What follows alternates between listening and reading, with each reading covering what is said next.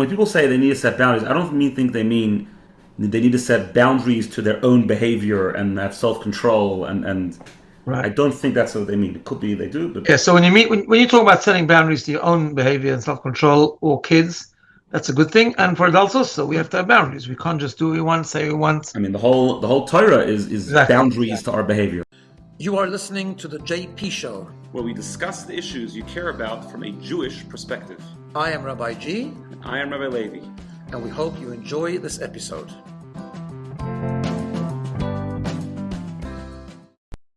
Welcome back to another JP Show. Another week has gone by. We're ready to do it again. Don't forget, if you're listening on any one of the platforms, leave a review, subscribe, make a comment, and let's dive into it. I'm here with Rabbi Levi. Yeah, so it's towards the end of the year. I'm all a little tired and a little all need a break. So I actually spent like 20 minutes trying to think about what we should talk about. There's so much to talk about. Judaism has so much to say about a lot of things. But we have discussed, this podcast, I don't know how long it's been going for. It's been going for quite a while, actually. And we have covered quite a few topics. So I decided to do the modern day thing and to put it into ChatGPT. What should we discuss on the Jewish Perspective show? I wasn't so impressed with most of the answers, but one of the things that came up over there was boundaries. And the truth is that it's a word that I've heard, it's like one of these buzzwords that people use a lot. I'm actually not quite sure exactly what it means, so maybe I have a problem that I don't know what it means. So we have to, maybe first we'll discuss what it means, and then we can discuss what the Jewish perspective is about boundaries. Because I know, for example, I have right now 6 children, Kanai Nahara. They don't have many boundaries in the sense that I don't know, they're all over the place. They come every, it's very hard to find any space that I'm alone and sort of there's boundaries around me and them. So is that a bad thing? Is that a good thing? And I'm sure it, expresses itself in different relationships, different ways. So first, let's discuss, what does it actually mean? What do people mean when they say you need to set boundaries? So that's a very good question. It's become a very big buzzword in the last number of years. First of all, it can mean many things. Like you talked about parenting. So you talk about boundaries in terms of boundaries not intruding on your space. But before we get to that, just general, right? When it comes to parenting, boundaries is a good thing. Kids need boundaries. They can't just do what they want. They can't interrupt you whenever you're talking. They can't just say what they want. Part of healthy parenting, and we've talked about this many times, is the combination of chesed and gvurah, love and boundaries, love and limits, as Dr. Pilkos likes to call it. And in that sense, it's a good thing. But I don't think that's what ChatGPT meant. But I don't think that's what people mean. When people say they need to set boundaries, I don't think they mean they need to set boundaries to their own behavior and have self-control, and right. I don't think that's what they mean. It could be they do, but yeah. So when you talk about setting boundaries to your own behavior and self-control or kids, that's a good thing. And for adults also, we have to have boundaries. We can't just do what we want, say what we want. The whole Torah is Exactly. boundaries to our behavior. Not the whole thing, at least half of it is what we're not allowed to do, right? So yeah, correct. So the Torah sets boundaries, right? But I think what you're asking is a different type of boundaries. That's the thing that's become very popular. It's about setting boundaries on other people to protect yourself. Now, that's not necessarily always a terrible thing. Sometimes I think it's necessary. And I'll give you an example in a minute. The problem is, like everything else that has good sides to it, I feel that nowadays in today's society, it's gotten out of control because self-protection has become a very, very big thing. It goes along with self-care and self-this and self-the other. And people are very into protecting themselves. So like, I need my space and I need this and I need to feel safe and which are all good things, by the way. But it's just when it's overblown, it's a bit of a problem, right? So people sometimes will lessen the degree of kindness because I need to set boundaries. I can't do it all the time. I need time to rest, time to think, time to be with myself, time to process, time to, I don't know, lots of things, right? Yeah. And I think it's gone a little bit out of control. People set boundaries with their loved ones. People set boundaries with their... And there's a lot of self-absorption, I think, that goes with that. Now, it's not a bad thing always. Obviously, to a certain degree, it's a good thing because people shouldn't be taken advantage of. That's true. People shouldn't be overwhelmed. That's all true. But what's not true is, and this is, I think, where the confusion comes, is that it's okay to do things you're uncomfortable with, right? So there's a very fine line between being taken advantage of or doing things that you're uncomfortable with, right? So I'll give you an example. So I once saw in a book of psychology about strengthening yourself, becoming a strong person, and the person gave the following analogy, following scenario.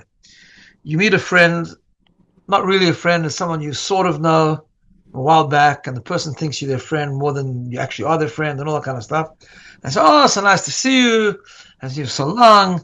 Let's catch up for a cup of coffee, right? So he said there's two scenarios, which I disagree with. I don't think it's two scenarios. I think there's three scenarios, but let's talk about his two scenarios. One scenario is you just don't know how to say no, so you say, okay, no, yeah, for sure. You're not really interested. The guys we call in Yiddish a real nudnik, and a bit of a nebach, as they say, maybe you have a lot of friends, whatever the case is, and you just can't say no, so you guilt yourself into saying yes, and you go and you have the coffee with it, and you really hate it the whole time you did it, right? That's one scenario. Second scenario is no, you have the strength, and you don't need to do it. It's not something you want, it's not something you enjoy, it's not something you're interested in, so you have the strength to say no, which in this book he saw as a greatness. In other words, you excuse me, sorry. You say no, and you feel good about it because I was able to say no. I'm not a schmutt. I'm not a rag. I'm not a doormat. I was able to say no. But what I disagree with is that there's a third scenario. Third scenario is I actually don't want to do it. I'm able to say no if I want to, but I don't say no because I want to do a kindness to the other person. I want to make the other person feel good. Now, so in other words, the yes, I think we may have spoken about this another time. The yes is coming from a strength, not a weakness. Right. The yes is coming from I'm strong enough to overpower my selfish desires and actually do something good for someone else. Exactly. So therefore, that's the third scenario, and I think that's what's missing today, right? The willingness to be, and more society is becoming self-absorbed and unwilling to be totally uncomfortable. I'm not saying every person, a lot of very, very kind people around, but to be totally uncomfortable to make someone else feel good, or to do for someone else, or to do what's right. Yeah. Which, by the way, it's not only about doing for others, it's about general. It's about doing for God also. Not everything God tells us to do we like, right? And we know there's this concept in Hasidic teaching called bittul and Kabbalah soil. Sometimes you just got to do it not because you like it, but because it's the right thing to do. That's it. You just do it. So this has opened up some interesting questions. Actually, I just think as you're talking, let me give you some more specific cases, and I would love to hear what you say about it. So let me give you a classic case of the younger generation. I guess my generation. I mean, I'm 34, but I'm still young. I mean, the generation with little kids and there's grandparents. So I think we may have done a podcast about grandparenting at one point. But let's say the parents have a very specific way, because the way it works is that when someone becomes a parent, they decide that they actually know how to parent better than their own parents, even though they just became a parent yesterday and their parents have been parents for 30 years, but for some reason they know how to better than they've read a new book that came out a year ago, so they have all the right philosophies. So I decide I want to parent in a very specific way. I think it's very important that my 3-year-old goes to sleep exactly at this time, eats exactly this at this time, and then the grandparents come over and they bring sugar and they bring this, and then they make them hyper, or they have a different philosophy of parenting, whatever it is. Should I set a boundary? Should I say, I'm sorry, I have my way of doing it. If you don't want to parent exactly the way I want to, I don't know. I've seen that. I've seen that play out. Have you seen? Am I exaggerating here, or that's not exaggerating at all? Actually, I've seen it play out just like that. By the way, just in case anyone was wondering, I was not talking from a personal experience here. One thing for sure is I definitely don't know how to parent better than you. So that's for sure. That's that's for sure off the table. Thanks for the compliment. But no, I've seen it play out. I've been by a Shabbos table before in my house, actually, where there was parents and a grandparent, and I don't know, there was chocolates going around, and the grandparents gave the kid gave his grandson a little piece of chocolate, and the parent blew up like no, I don't want him to have that. He doesn't have nash. He doesn't have this. And I thought to myself, man, just chill it. Like nothing's gonna happen to your kid if once in 3 weeks there's a chocolate. Now, we're not talking about a grandparent that comes every single day and gives 3 bags of chocolate. That's not. No one does that. And if you have a crazy person that does that, okay, so you'll create boundaries. But normally it's just once in a while when you see them. Once in a while, nothing will happen. By the way, all this rigidity about it, everyone has to sleep exactly 3 o'clock in the afternoon, and I mean, I don't know who, and they have to get up at 3:40, and they're going to have now they have all kinds of things. You've got to play certain music and put them to sleep. I don't know, all these things the modern day parenting has. I mean, I don't know who it's for. Maybe it's for the parents because they want to maybe routine, so therefore they want to get their routine messed up, maybe, right? But come on, I mean, you think the kid cares? Like if they go to sleep at 3 or 3:10, right? If they have their rest exactly at the time. You see, it's good to have routines, good to have structure, all that's good, but you also have to be flexible. In other words, I think parents have to know that parents want to parent the way they want to parent, go for it, parent however you want. But once in a while, when your mother comes over, or your mother-in-law, or your father, or your father-in-law, and they a little bit go out of the thing, so what? Okay, big deal. You know what I'm saying? Like nothing's going to happen. That's good. Flexibility is a good thing. Right. That's true. And all that kind of stuff. Now, it's not to say that, and also like people, I mean, I've heard from people that they like minimize. They used to be very kind, they used to do a lot of volunteering, and then they realize it's not good for them, and then it's like very obsessed with this, like I got to protect myself, self-preservation, self-care, all that kind of stuff, right? We are born to live for a higher purpose, and part of the higher purpose means also to be selfless. Now, obviously, you gotta be healthy, and everyone understands that. You don't have to say, sometimes you have to take a rest. You have to take a rest, but I think we have to err more on the side of selflessness than selfishness, and take care of yourself at the same time, of course. But all these boundaries you put, and people do this in relationships, and I don't feel right when you talk to me like this, and all this kind of stuff. It doesn't lead to anything good. Now, sometimes it's necessary. I'll give you an example.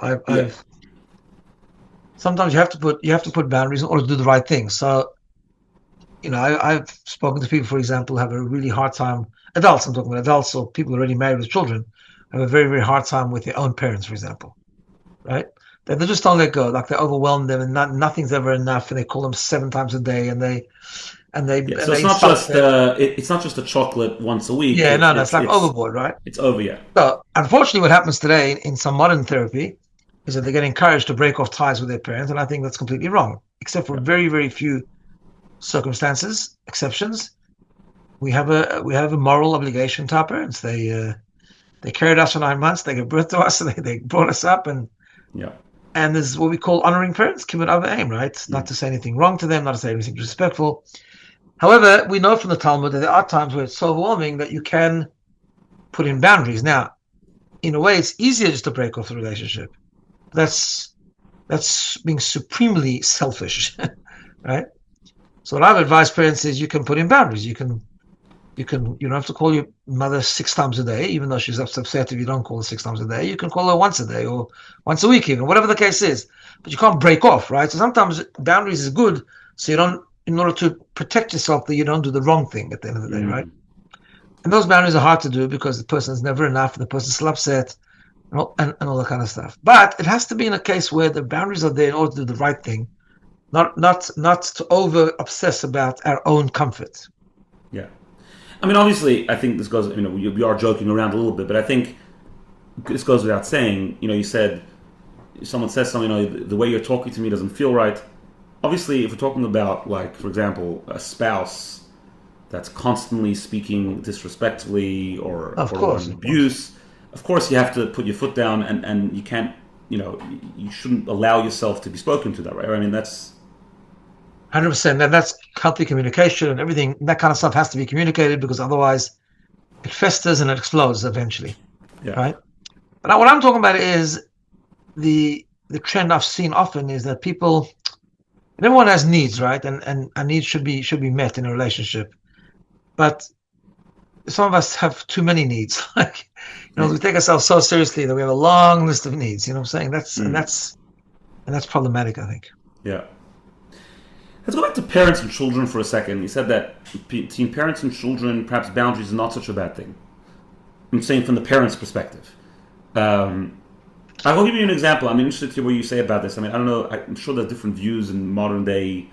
I'm sure everyone has their own view on this. But, like, What do you think about the parents having one room, let's say their bedroom, for example, being a place where the kids don't walk in on a regular basis? Like if they walk in there, it's an extreme, that a terrible dream, they come knock on the door, or God forbid, some sort of emergency or something. Is that something you would encourage, like to create that boundary, that sort of distance almost? Yeah, because I think you see, parents and children is not a equal relationship, although people like to think it is, but it's not. Mm. And there's a certain respect, and there's a certain privacy, and there's a certain thing that parents need to be able to have. I mean, we did that. We didn't welcome our kids into our bedroom. Yeah. I think our kids grew up pretty okay. Yeah, I'm actually for that. I'm not. It has to be, parents are not the kids' friends, and it's not, Yeah. unless they're invited in. It's different. It's like, Right. But I think you have to know it's a space that's a bit sacred, and it doesn't belong to us, and it's for our parents, and we come there when we're invited, or if we need something really, really urgently. Yeah. Okay. Do you have anything else you want to share about this very important topic? Yeah, look, no, it's an interesting thing. It's just about that. I think it's a. I don't think it's a topic on its own. Really, it's a symptomatic topic. In other words, Correct. it's more about being more selfless, taking ourselves a little bit less seriously, and at the same time, of course, taking care of ourselves. But that's why. I was really disturbed that time when only two options were given about the cup of coffee. Yeah. I think it was just missing a huge component. Yes, from the strength. Yes, because you want to be kind. Yes, because you want to put yourself to a side and be selfless once in a while. That's great. Yeah. I mean, just to end off with this, like, is there? That doesn't mean that a person has to do every single favor they're ever asked to do, right? No, I mean, no. And why not? I mean, if the objective is to be selfless, so why shouldn't I always be selfless? I guess. Oh, first of all, maybe that it's just too much and genuinely too much, and you have to be able to take a break. Or maybe you have other priorities, and that's a value system. Every yes is a no to something else, right? Exactly. Sometimes people do so many favors to other people that they neglect their family, for example. That's not a good thing. Yeah. Right. So you have to know. I mean, you have to think that through, and you have to make it a value. But it shouldn't be based on selfishness. It should be based on values. Correct. I think that's the point here. Right. Every decision you make should be what's the right thing to do right now. What's the right thing to do? Exactly. Not because I like it or don't like it. Exactly. It's great. All right. Very good. See you next time. You all next week. All right.